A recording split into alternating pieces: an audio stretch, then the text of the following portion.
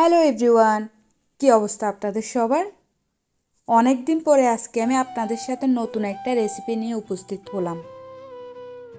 তিত করলা জিনিসটা আপনারা অনেকেই বাজি করে খেয়েছেন বা বিভিন্নভাবে খেয়ে দেখেছেন, কিন্তু এই তিত করলাকে সবাই ভয় পায় তিতার কারণে।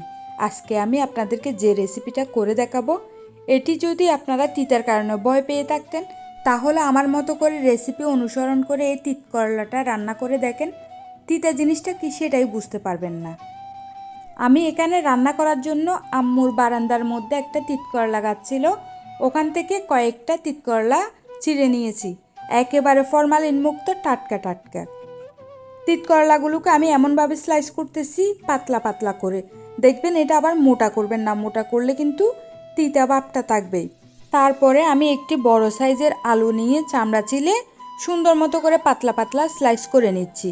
এটি আপনারা ইচ্ছে মতো শেপটা দিতে পারেন, তবে খেয়াল রাখবেন আলুটা যেন পাতলা সাইজের হয়। আলুটা ব্যবহার করতেছি যেন তিতকরলা থেকে তিতা ভাবটা দূর হয়ে যায়। আমি যেভাবে আপনাদেরকে রেসিপিটা দেখাচ্ছি ঠিক সেভাবে আপনারা রেসিপিটা ট্রাই করবেন, দেখবেন তিতকরলাটা খেতে আপনাদের খুবই সুস্বাদু লাগবে। এখন আমার সবজিগুলো কাটা শেষ। আলু আর করলাগুলো একসাথে নিয়ে ভালো মতো করে ধুয়ে সবজিগুলো থেকে পানি জড়ানোর জন্য রেখে দিব এক সাইডে। তারপর আমি রান্নার জন্য যে যে উপকরণগুলো প্রয়োজন, পেঁয়াজ, আদা, রসুন সব রেডি করে নিয়ে নিব। তো যাওয়া যাক এখন রান্নার মেন প্রসেসের দিকে। চুলার মধ্যে আমি একটা পাতিল বসিয়ে দিয়ে পরিমাণ মতো করে রান্নার তেল দিয়ে দিয়েছি। তেলটা যখন গরম হয়ে আসছে, এখন এর মধ্যে আমি দিয়ে দিয়েছি পরিমাণ মতো পেঁয়াজ আর টমেটো কুচি। তারপরে দিয়ে দিলাম রসুন, আদা, এগুলো দিয়ে ভালো মতো করে নেড়ে চেড়ে আমি অপেক্ষা করতেছি যেন সবগুলো উপকরণ থেকে কাঁচা ফ্লেভারটা চলে যায়। এখন এর মধ্যে আমি অ্যাড করতেছি পরিমাণ মতো করে হলুদের গুঁড়া আর মরিচের পরিমাণটা একটু আমি কমিয়ে দিচ্ছি এখানে, কারণ তিতকরলা এটার মধ্যে জাল হইলে তেমন একটা ভালো লাগে না। তারপরে দিয়ে দিচ্ছি এখানে পরিমাণ মতো করে গরম মশলা, যে মশলাটা সচরাচরভাবে ঘরের মধ্যে থাকে। আমি অবশ্যই এখানে মশলা ইউজ করছি। এখানে আমার একটা সিক্রেট, প্রত্যেকের থাকে না, ওই টাইপের একটা মশলা আমি এখানে ইউজ করছি। তারপর দিয়ে দিলাম এখানে পরিমাণ মতো করে লবণ।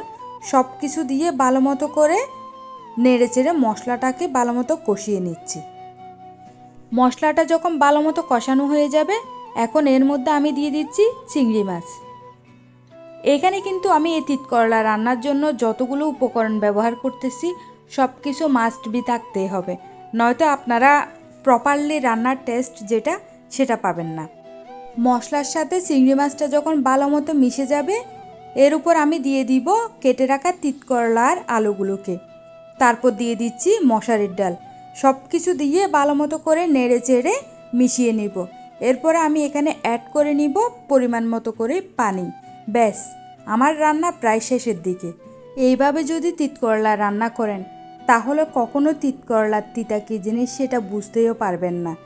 একবার রান্না করে খেলে বারবার এভাবে তিতকরলা রান্না করে খাওয়ার জন্য অপেক্ষা করবেন। আমার আজকের রেসিপিটি যদি আপনাদের ভালো লেগে থাকে, তাহলে লাইক, কমেন্ট, শেয়ার করে আমার পাশে থাকবেন। আপনাদের থেকে যদি সাপোর্ট পেয়ে থাকি, তাহলে আমি নতুনভাবে ভিডিও দেওয়ার উৎসাহটা পাই। সবাই ভালো থাকবেন। আল্লাহ হাফেজ।